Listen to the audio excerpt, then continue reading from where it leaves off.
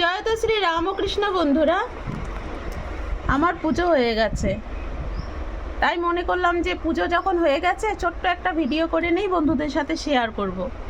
তো আজকে তোমাদের দাদাভাই অনেক ফুল এনেছে, আর ঠাকুরের সিংহাসন দেখো ফুলে একদম ভরে গেছে, একদম সাজিয়ে দিয়েছি।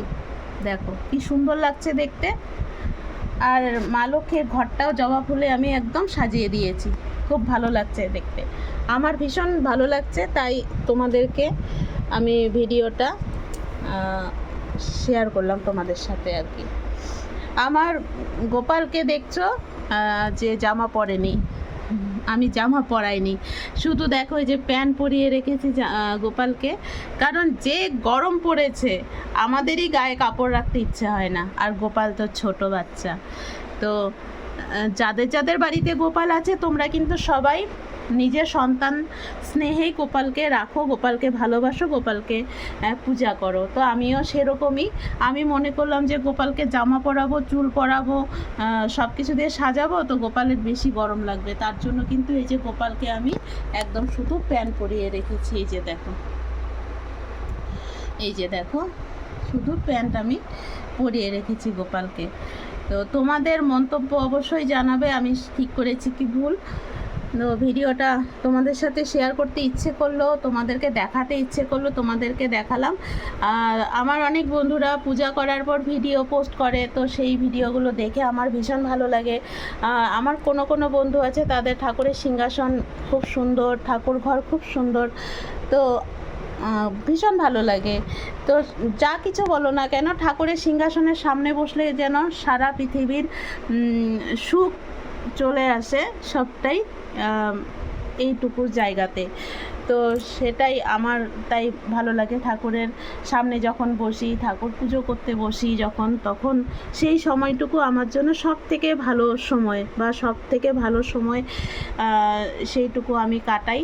তো সেটা আমার জন্য না, সেটা সবার জন্যই, কারণ যতই সারাদিন যা কাজকর্ম করি না কেন, পুজোটা কিন্তু সবচেয়ে একটা শান্তির কাজ, বা শান্তির একটা নিত্যকর্ম। প্রত্যেক দিনই তো আমাদের পুজো করতে হয়, নিত্যকর্ম এটা আমাদের। আর সব থেকে সুন্দর কাজ যদি কিছু থাকে সেটা ঠাকুরের সেবা, পুজো। তো আমারও ভীষণ ভালো লাগে, আমি কিন্তু প্রত্যেক দিনই সকালবেলা স্নান করে পুজোটা সেরে নিই। আমার সবচেয়ে শান্তি যদি কিছু থাকে তো পুজোটাই।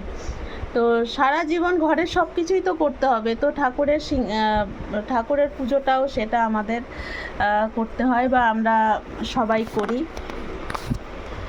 তো তোমাদের সাথে অনেক কথা বললাম, বা কি বললাম না বললাম সেটা বলেই দিলাম যা মনে আসলো। তো আজকে আমি ঠাকুরকে ভোগ দিয়েছি, দেখো এই যে ছোলা আর এই যে গোটা মুগ, কলা, বুন্দিয়া, এগুলো দিয়ে আজকে আমি ঠাকুরকে ভোগ দিয়েছি।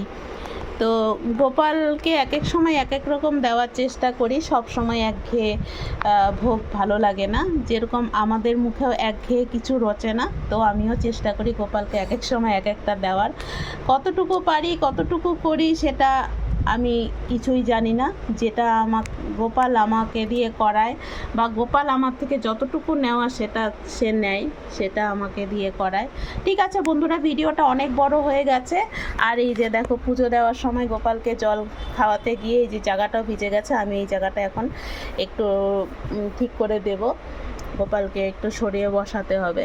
ঠিক আছে বন্ধুরা, আমি ভিডিওটা এখানেই শেষ করছি, দেখা হচ্ছে তোমাদের সাথে নতুন ভিডিওর সাথে, ততক্ষণের জন্য টাটা।